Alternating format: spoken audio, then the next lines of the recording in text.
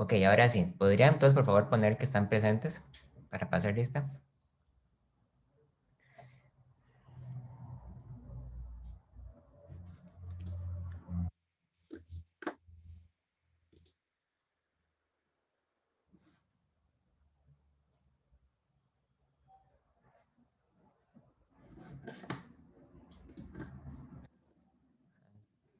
Este... Habían 15 personas que pusieron presente. Bueno, chicos, a los que acaban de llegar, por favor, este, por favor, escriban en el chat presentes.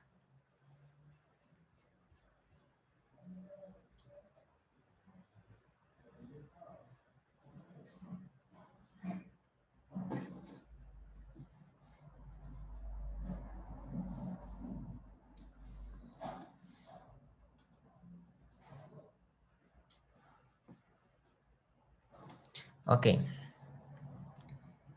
estamos en la semana antes de examen. Em, entonces, bueno, les, les iba a proponer lo siguiente. ¿Ustedes quisieran que hoy nos pongamos a ver ejemplos de física, hacer algún problema de práctica para repasar para el examen? ¿O tendrían algún inconveniente en que yo aproveche esta lección para adelantar materia nueva, para ver hasta después de vacaciones? Eh, Vamos a hacer un ejemplo de ley de Coulomb.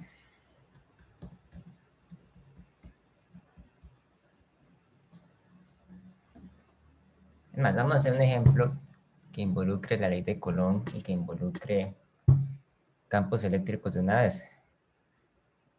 Digamos que yo cuelgo del techo un péndulo.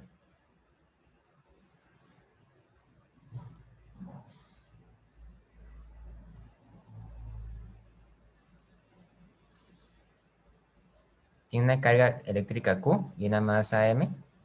Vamos a decir que la masa es de 0,01 kilogramos y que la carga es igual a 5,0 positivos microcoulombs.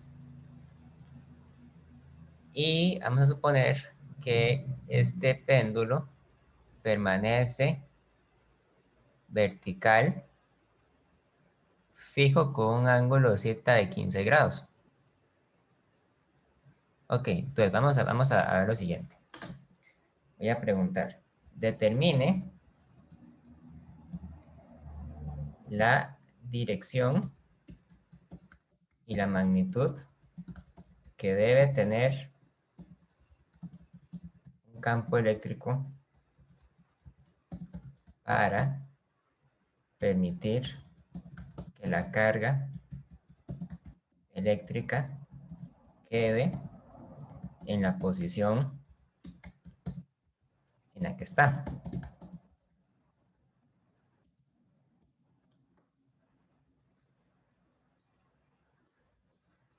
Ok, yo sé que hay un campo eléctrico que está presente en este caso.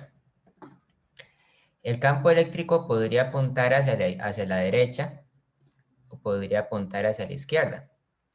¿Hacia dónde debería apuntar el campo eléctrico para que la bolita se quede quieta ahí donde está? ¿Hacia la izquierda o hacia la derecha?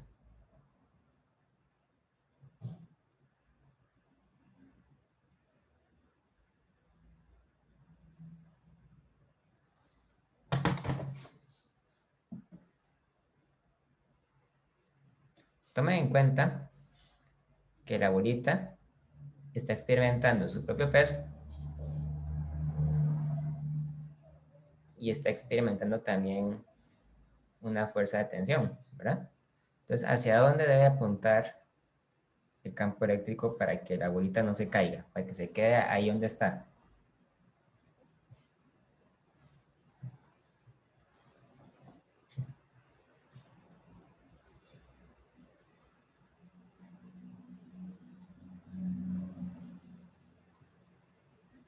hacia la izquierda o hacia la derecha. Si quieren me pueden contestar por el chat.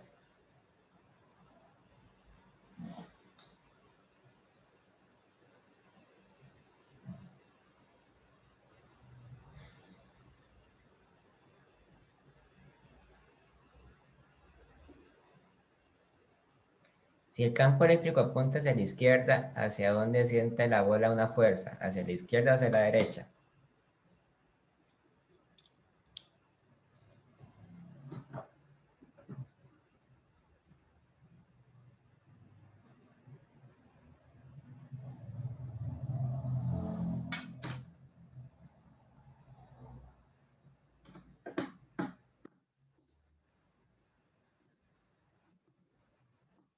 Chicos.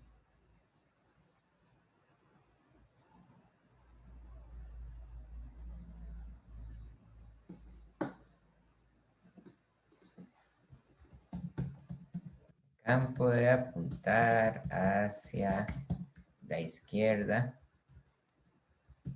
o hacia la derecha.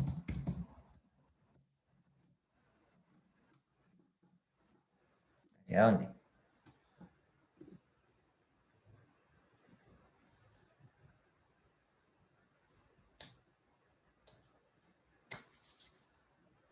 Profe, creo, pero no me acuerdo, que es a la izquierda.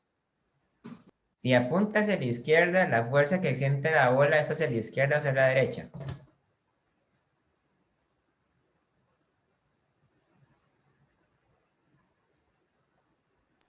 Y pues en este caso, para que la bola se mantenga ahí, Ajá. en teoría ocupamos que empuje hacia la derecha. Sí, muy bien, sí. Ok, entonces lo que usted me está diciendo es que el campo eléctrico debe apuntar en la dirección opuesta a la de la fuerza.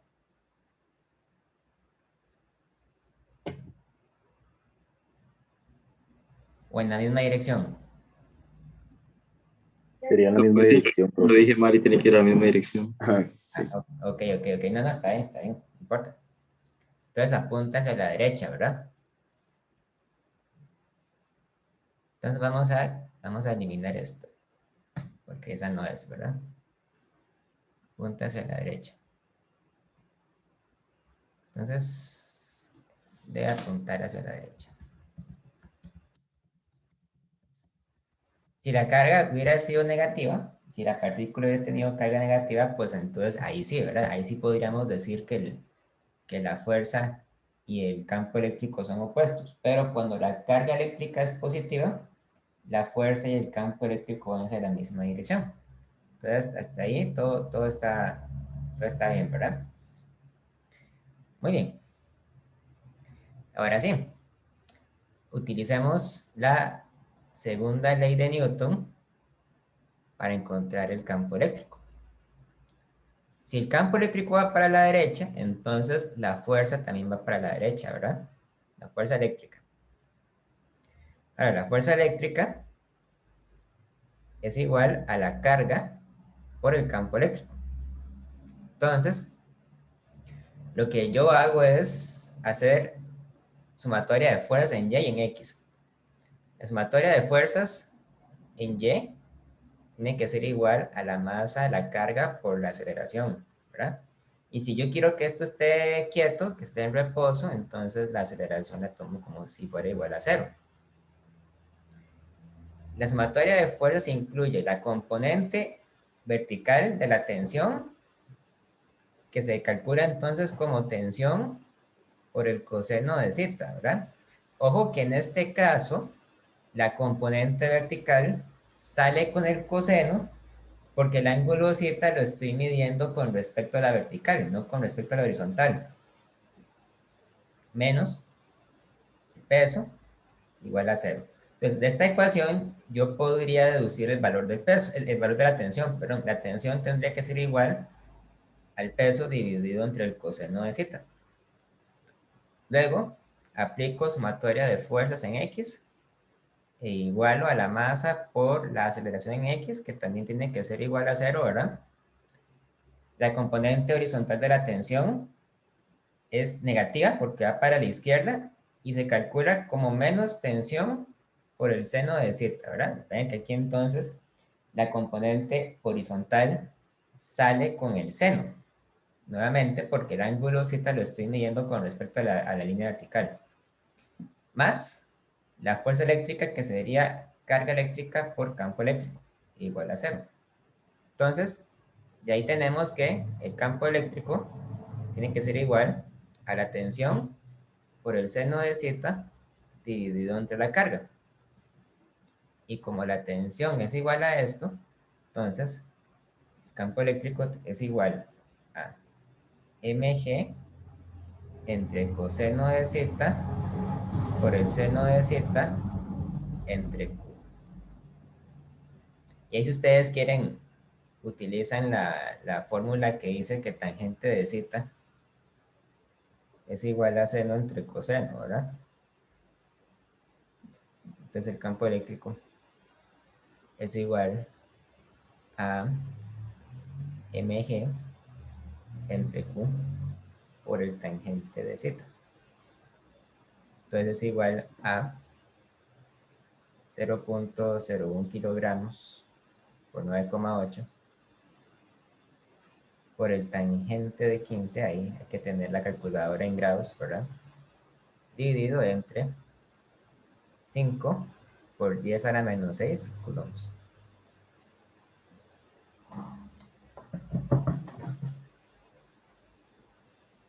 ¿Cuánto da?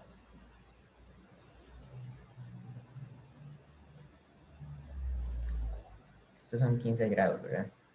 Quedan un poquillo feos. 15 grados. Eso es 5.251.8 newton entre coulomb, porque newton entre coulomb era la unidad de medida del campo eléctrico. ¿Ok?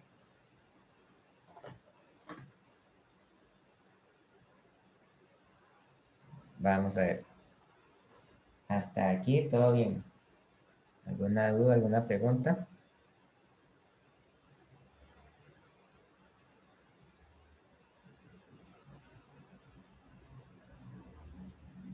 Creo que Creo vamos que todo bien. bien, profe. Todo bien, todo bien. Entonces, dejar un momento ahí para que lo copien. Es que todavía no han enviado la solución del examen de Olimpiadas, ¿verdad? No, Vamos a seguir grabando. Vamos a hacer un problema de potenciales y campos eléctricos. Vemos que yo les pongo el sistema de coordenadas XY.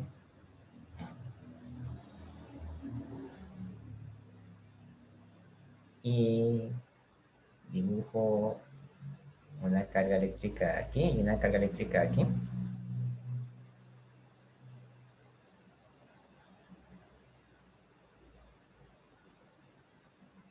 Una carga positiva y esta es igual. Positiva. Y vamos a decir que esta partícula se encuentra en la posición donde X es igual a menos A.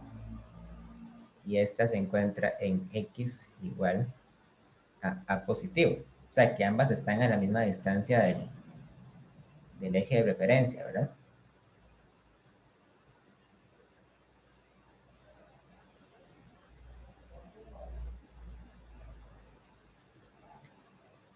Voy a poner un punto acá. Voy a llamar el punto P. Y el punto P está en el eje Y. O sea, se encuentra a una distancia Y.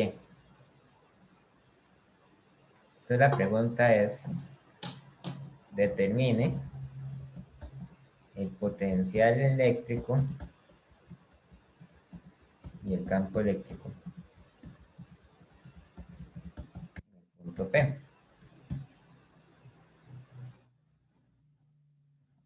Una función de la distancia Y.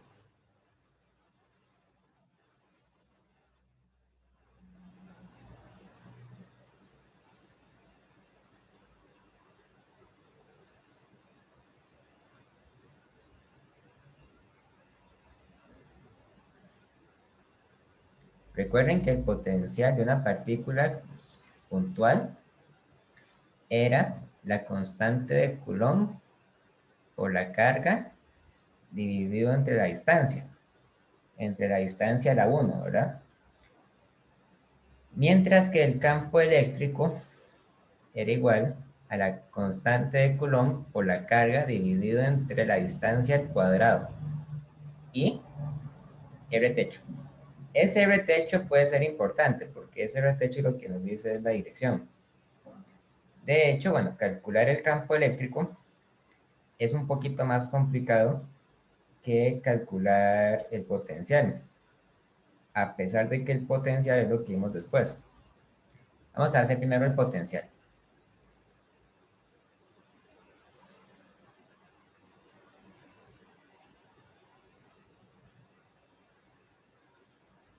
Entonces, para calcular el potencial, yo tengo que conocer la distancia que hay entre cada carga y el punto P. Ven que esa distancia yo la puedo sacar muy fácil, utilizando el teorema de Pitágoras. R será igual a la raíz cuadrada de y a la 2 más a la 2, 0 raíz. Y aquí también, ¿verdad?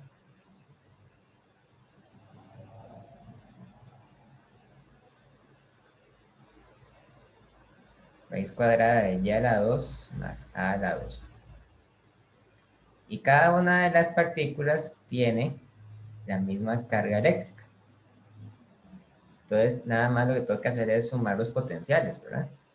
Ahí yo podría decir que el potencial es igual a K por Q entre R más K por Q entre R, solamente. Y esto naturalmente es igual a 2 veces K por Q entre R. Y por lo tanto el potencial es igual a 2 veces K por Q dividido entre la raíz cuadrada de y al cuadrado más a al cuadrado. Y así es como yo calculo el potencial eléctrico. Ese potencial eléctrico, por cierto, nunca se hace infinito. Porque incluso cuando la y es igual a 0, ustedes no estarían dividiendo esta fracción entre 0. Entonces eso quiere decir que el potencial no llega a diverger.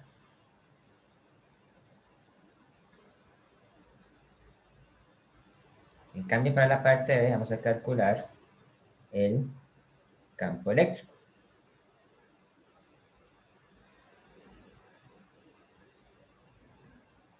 El campo eléctrico es una cantidad vectorial, tiene dirección, ¿verdad? Cuando las partículas son positivas, el campo eléctrico apuntaba hacia adentro o apuntaba hacia afuera de la página, de la carga.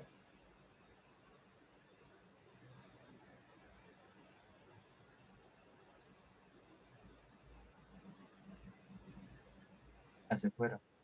Hacia afuera, ¿verdad? Entonces, el campo eléctrico de la partícula Q de la izquierda apunta hacia esta dirección. Y el campo eléctrico de esta otra partícula apunta hacia esta otra dirección, ¿verdad? Si yo tuviera que sumar estos dos vectores, ustedes podrían decirme cuánto daría la componente en X.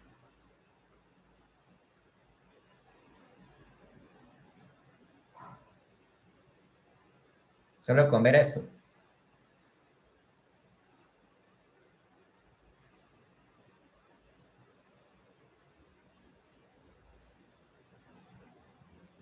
Cero, profe. Ajá, muy bien, es igual a 0. ¿Por qué sabemos que es igual a 0? Sin hacer ningún cálculo. Porque están a la misma distancia y como que se cancelan. Se cancelan entre ellos, ¿verdad? Ok. Tal vez lo que yo puedo hacer para ilustrar esto mejor es, bueno, hacer la flechita un poquito más corta, ¿verdad?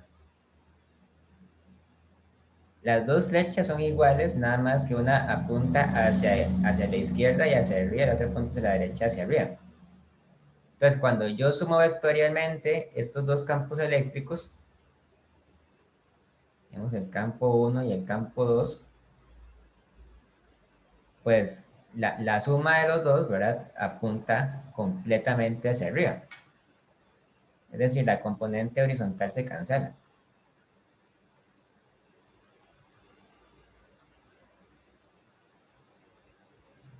En cambio,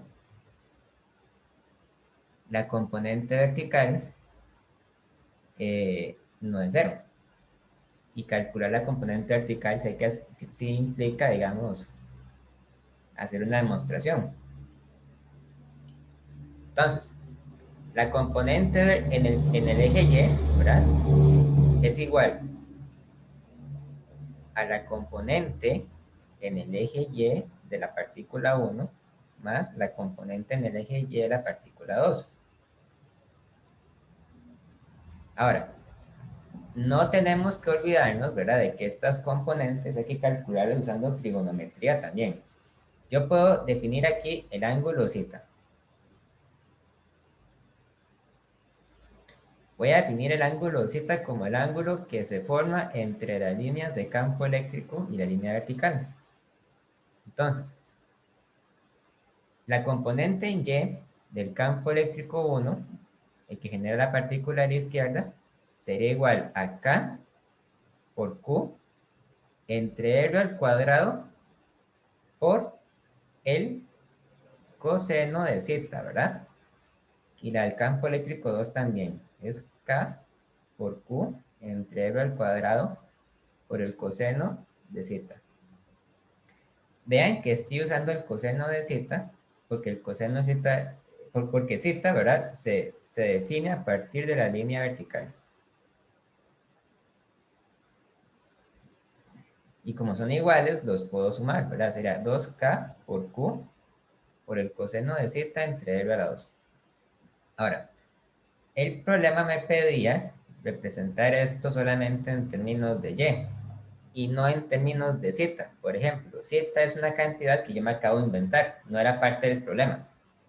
Pero, afortunadamente, yo puedo usar las relaciones de trigonometría para deducir que el coseno de zeta, en este caso, es igual a y dividido entre r, ¿verdad? O sea, es igual al cateto adyacente dividido entre la hipotenusa. Y esto a su vez es igual a y entre la raíz cuadrada de y a la 2 más a la 2.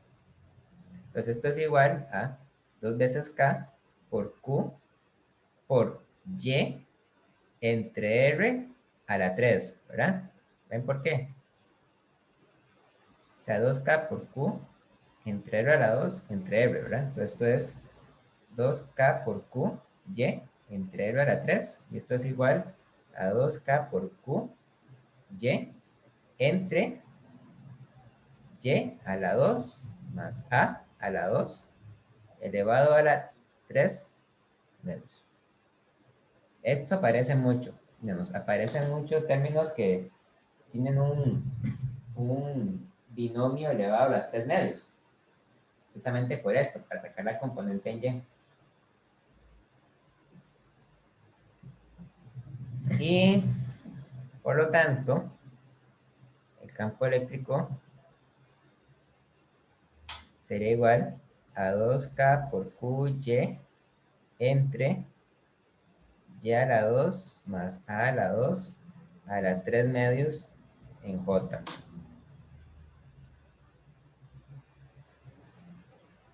Ahí está.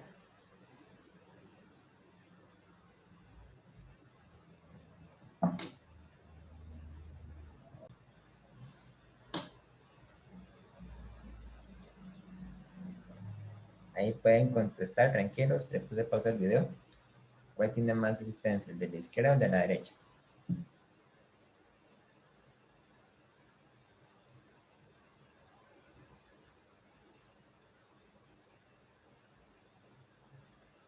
¿Y por qué también?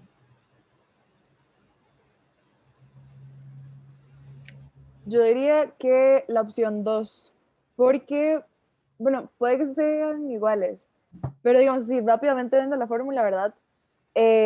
La resistencia aumenta con el largo ¿Sí? Muy bien. y aumenta cuando el área disminuye. Exactamente, ¿verdad? La resistencia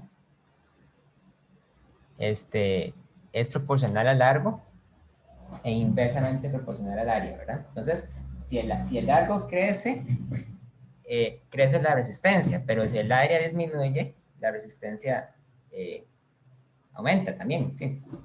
La resistencia más bien disminuye cuando el área aumenta, básicamente.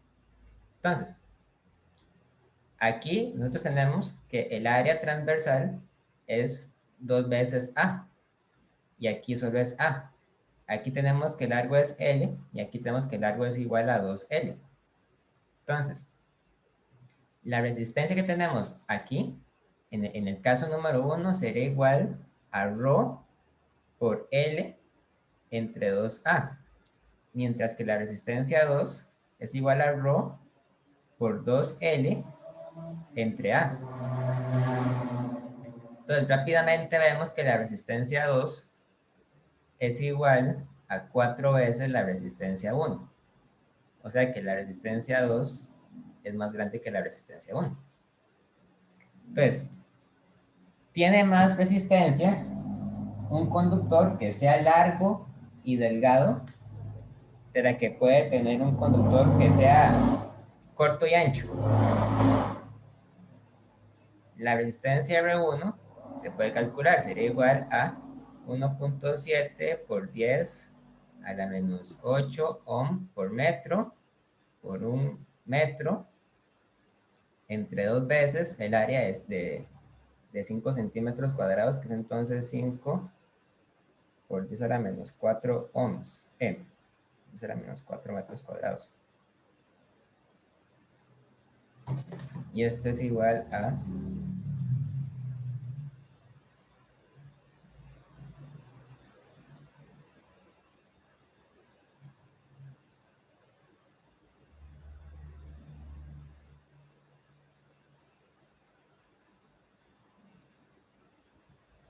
2 por 10 a la menos 5 ohms. Okay, mientras que R2 es igual a 1.7 por 10 a la menos 8 ohms por metro por 2 por 1 metro dividido entre 5 por 10 a la menos 4 ohm, pues a la menos 4 metros cuadrados.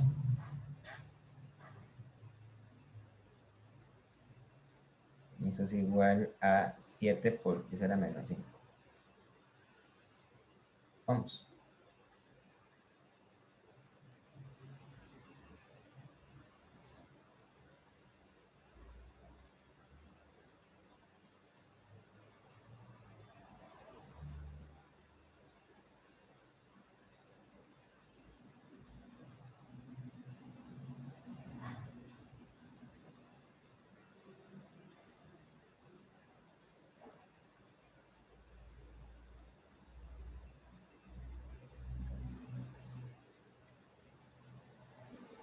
Perdonen, aquí y aquí sería mejor poner más cifras. Pongámoslo como 2.7. Ahí está. Y esta otra sería... No, mentira. Otra vez, perdón.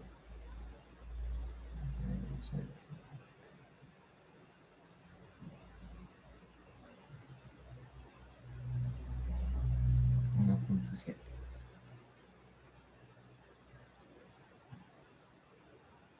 Y aquí sería 6.8. Ahí está. De hecho, vean una cosa. ¿En cuál de estas dos yo conecté a las barras en serie?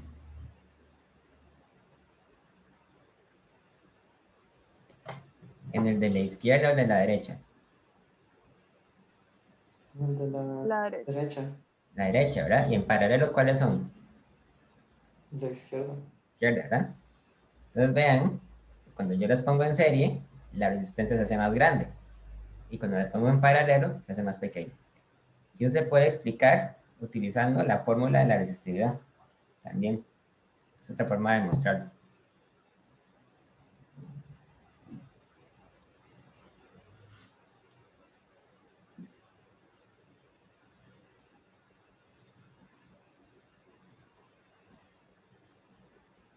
Muy bien.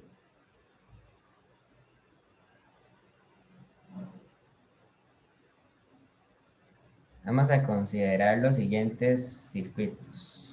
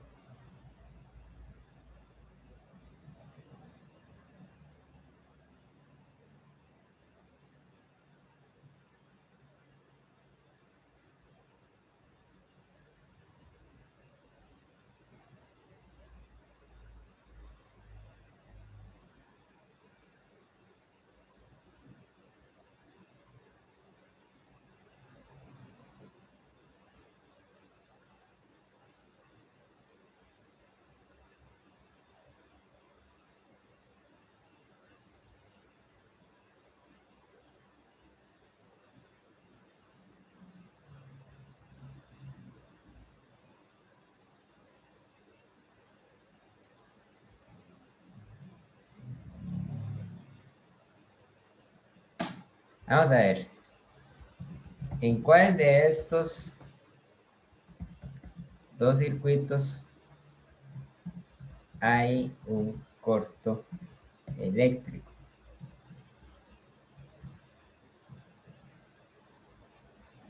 ¿En cuál?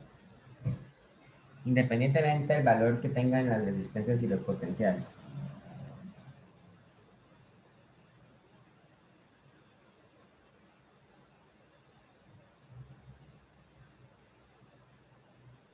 Hay un corto en el primero, en el A. En el A, muy bien. ¿Por qué? ¿Por qué en el A hay un corto? Está en paralelo. Ajá, ¿verdad? Hay un corto porque ponemos un amperímetro en serie, perdón, en paralelo con R2, entonces es un corto eléctrico. Eso es peligroso, ¿verdad? Hacerlo. Mientras que en el circuito B, aquí no hay un corto, ¿verdad? No hay un corto porque el amperímetro se conecta en serie con A. Muy bien, excelente. Una preguntilla fácil, ¿verdad? Una preguntilla muy sencilla.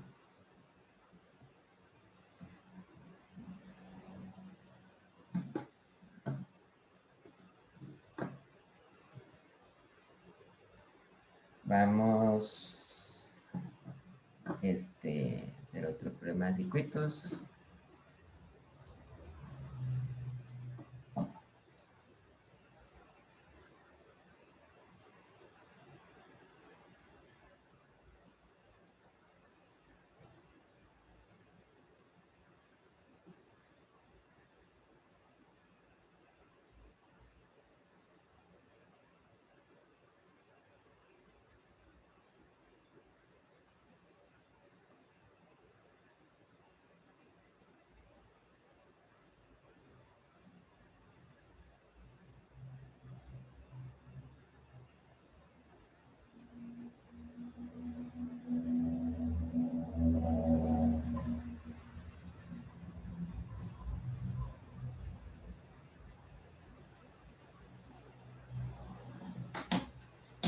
Determine la corriente y el potencial en cada resistencia.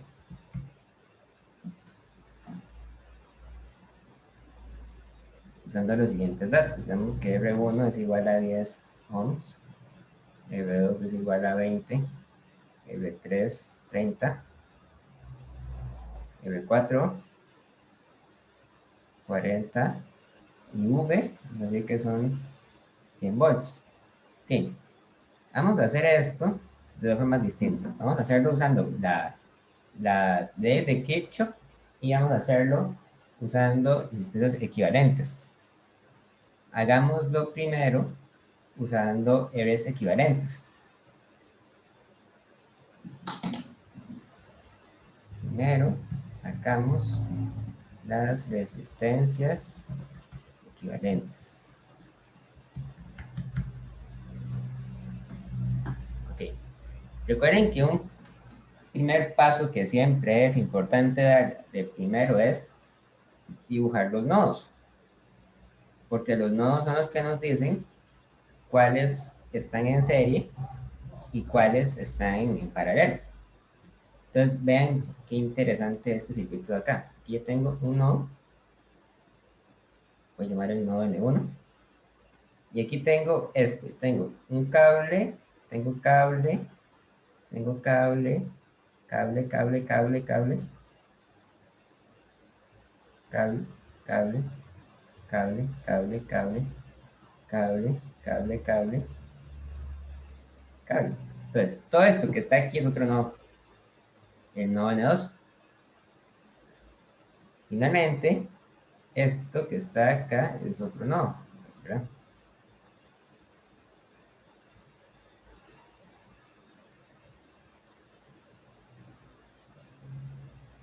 No, N3. Entonces, ¿qué puedo decir aquí? ¿Cuáles están en serie o en paralelo en este circuito? R3, R2 y R4 están en paralelo. Exactamente, ¿verdad? R2, R3 y R4 en paralelo. Entonces lo que hacemos es calcular primero 1 entre R2, 3, 4 igual a 1 entre R2 más 1 entre R3 más 1 entre R4.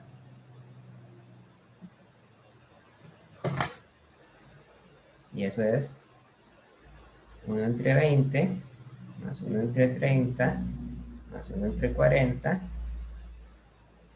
Y eso es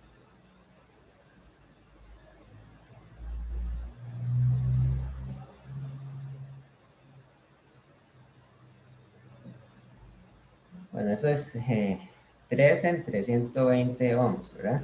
Lo cual quiere decir que R234 es el inverso, es 120 dividido entre 13 ohms. Eso es aproximadamente 9.23 ohms.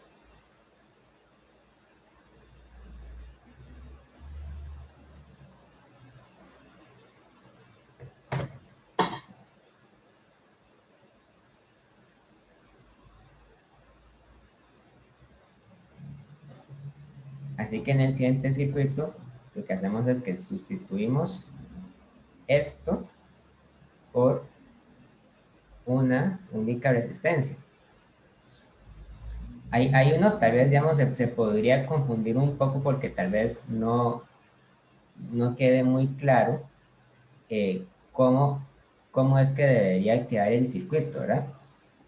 Entonces, lo que hay que hacer es que hay que dibujar el circuito así como está, pero en lugar de conectar el nodo N1 y N3 con las tres resistencias ponemos una resistencia equivalente R234. Entonces, una forma de hacerlo sería, bueno, primero dibujo la batería, dibujo el nodo N1, dibujo R1, ¿verdad? Entonces, esto que está aquí es el nodo N1.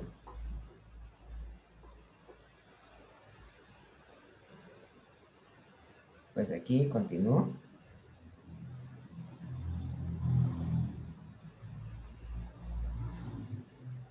Y aquí dibujo R234, ¿no? De modo que esto es el nodo 2 y esto es el nodo 3. Y ahí muy fácil, ¿verdad? Porque entonces sabemos que están en serie.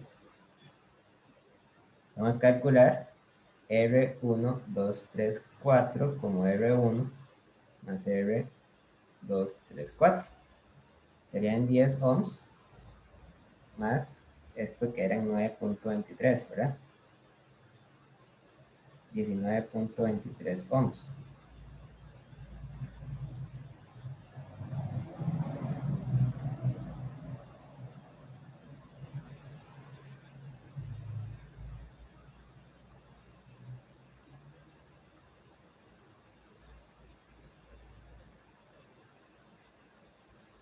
Entonces, cuando llegamos a este paso, sacamos la corriente que pasa por R equivalente, la cual llamamos la corriente I1, 2, 3, 4. La corriente I1, 2, 3, 4 es, por ley de Ohm, igual al potencial de la batería dividido entre R, 1, 2, 3, 4. Y es igual, bueno, estos eran 100 volts, ¿verdad? Es igual a 100 volts dividido entre 19.23 ohms. Y eso es igual a 5.2 amperes. Y el potencial V1, 2, 3, 4 es igual a V, es igual a 100 volts.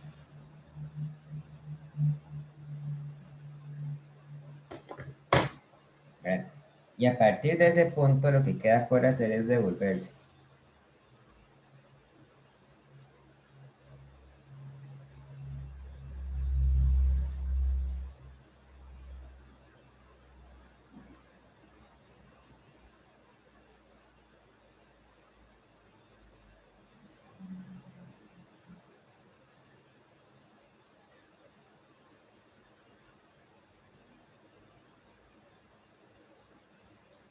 Pues para devolvernos, hay que fijarse si lo que hacemos es separar en serie o separar en paralelo.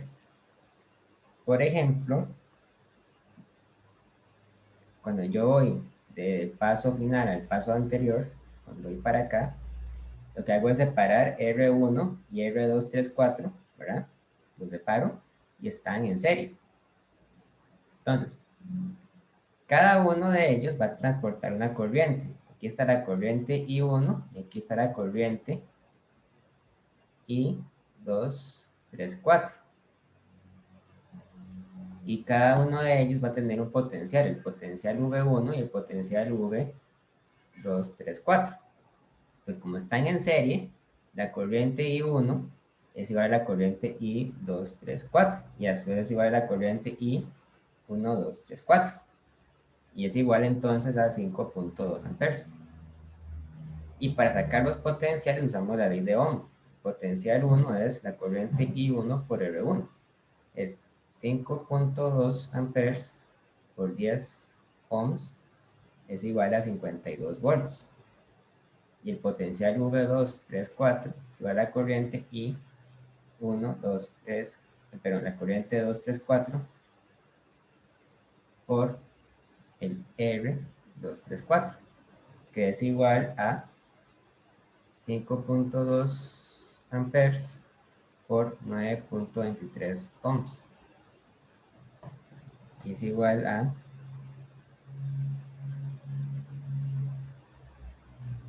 4.80 volts.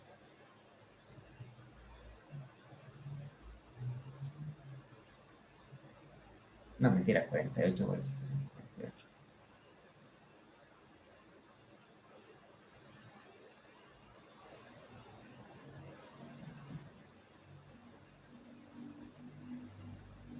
Ahí está.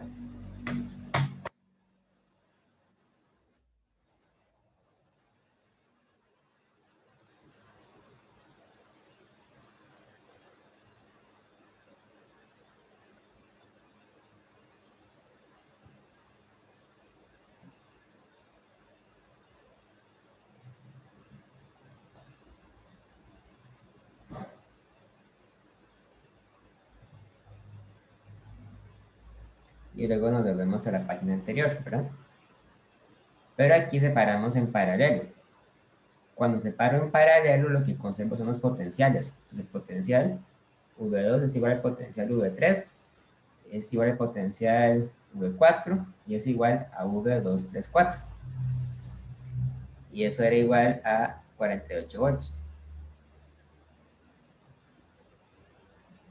Y luego calculo cada corriente por separado. La corriente 2 sería V2 entre R2, que es 48 volts entre 20 amperes.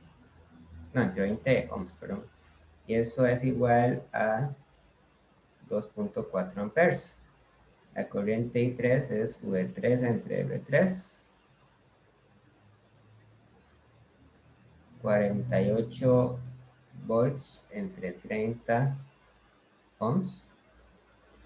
Y eso es igual a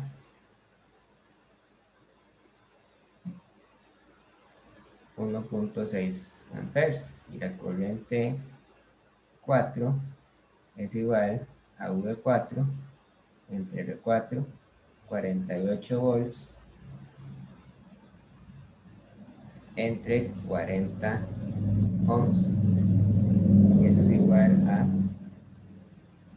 1.2 amperes. Pues ahí están las corrientes, cada una de ellas. Los potenciales. Lo que hago es devolverme, ¿verdad? Hasta aquí, ¿alguna duda, alguna pregunta?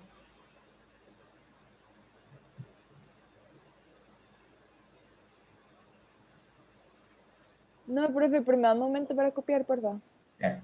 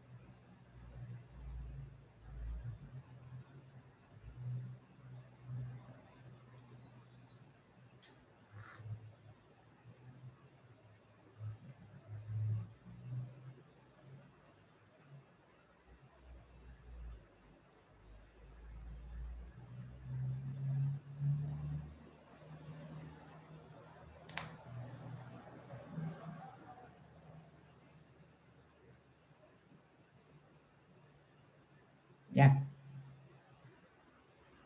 Ah, sí, profe, perdón, no sabía que estaba esperando. Ah, Todavía, perdón. y la otra forma es con ley de Kirchhoff.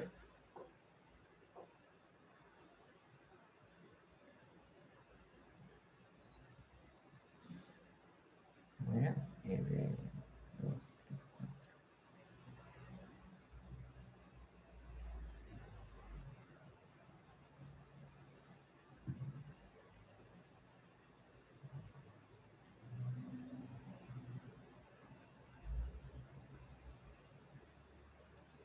Entonces voy a poner aquí la corriente I1.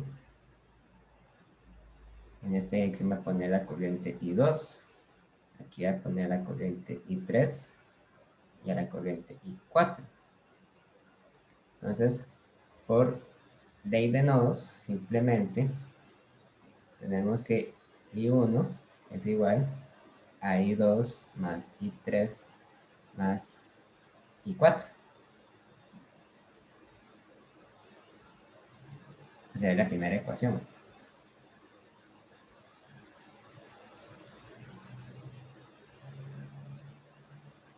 Y lo otro sería aplicar ley de Mayes. En un circuito como este, sin embargo, uno tiene mucha libertad a la hora de definir las mallas. Aunque todas son equivalentes, ¿verdad? Tal vez algunas de ellas sean más sencillas de resolver que otras. Entonces, bueno, lo que voy a hacer, voy a definir una malla, voy a definir tomando este camino, ¿verdad? El primer cuadrado, va a ser la malla 1. La segunda malla, voy a tomar agarrando este cuadrado, pero después agarrando a la resistencia de R3. Y cierro, y esta va a ser la malla 2. Y la tercera malla va a ser igual el cuadrado, pero tomando R2. Pero la 2 tenía R3, entonces esta va a ser la malla 3.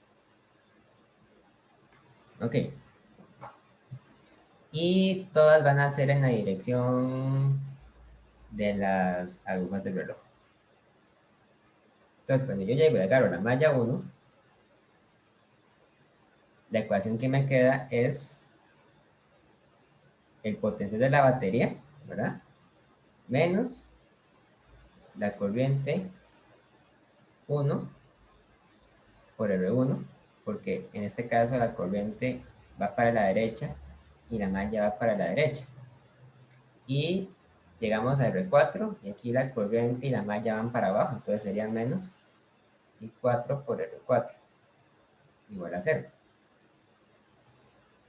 En el caso de la malla 2, me queda algo muy parecido. Me queda que la sumatoria de potenciales es igual a, pues agarro la malla, la batería, agarro R1, pero ahora paso por R3. Entonces sería menos I3 por R3 igual a 0. Y en la malla 3 tengo igual la batería y R1, y luego tengo R2, menos I2 por R2. Entonces tengo tres ecuaciones donde lo único que se diferencia entre todas es esto de acá, ¿verdad? Lo cual quiere decir que I4 por R4 es igual a I3 por R3 y es igual también a I2 por R2. Lo cual tiene sentido porque estos términos son equivalentes al potencial de R4, R3 y R2 y son iguales porque están en paralelo.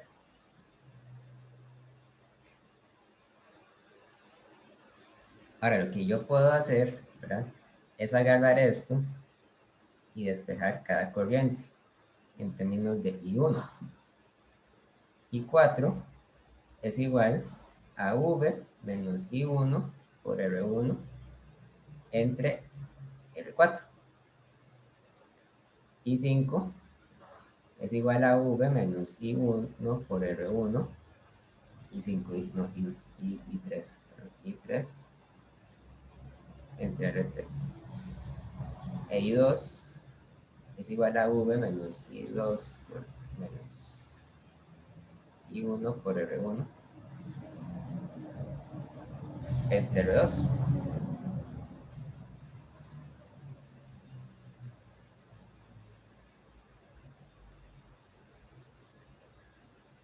Y lo que hago ahora es sustituir cada uno.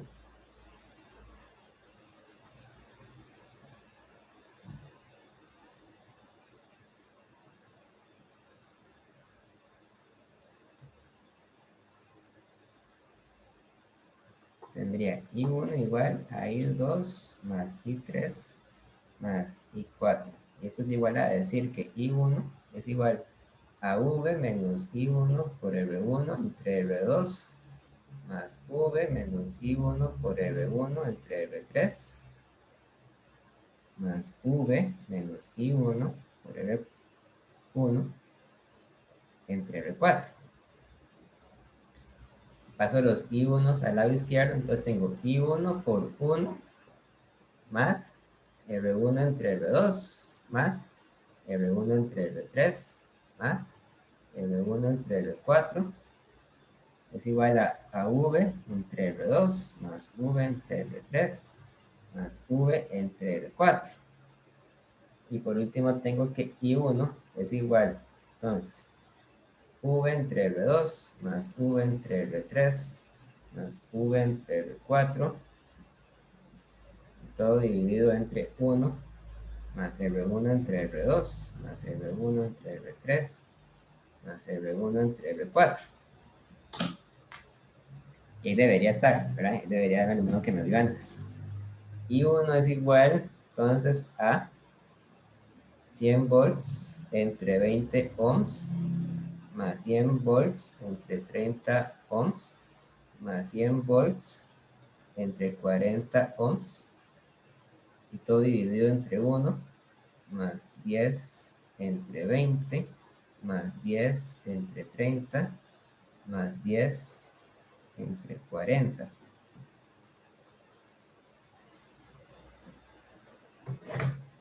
Y 1 sería igual a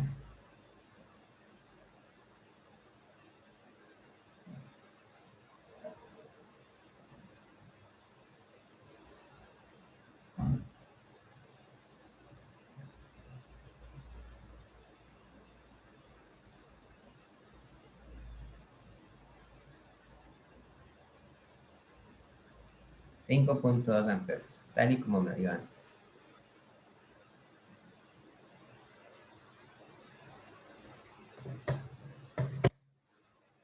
Entonces son equivalentes, ¿verdad? Nada más que cuando un circuito es pequeñito, tal vez es más fácil resolverlo primero por R equivalente que por ley de Kirchhoff.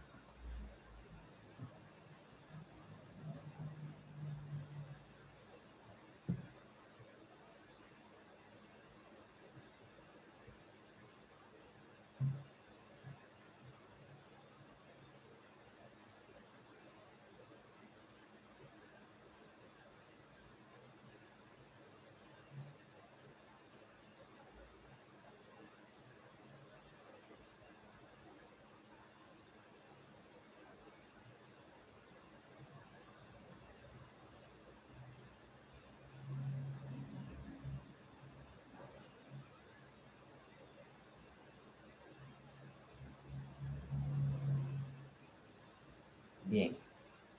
¿Alguna pregunta, alguna duda?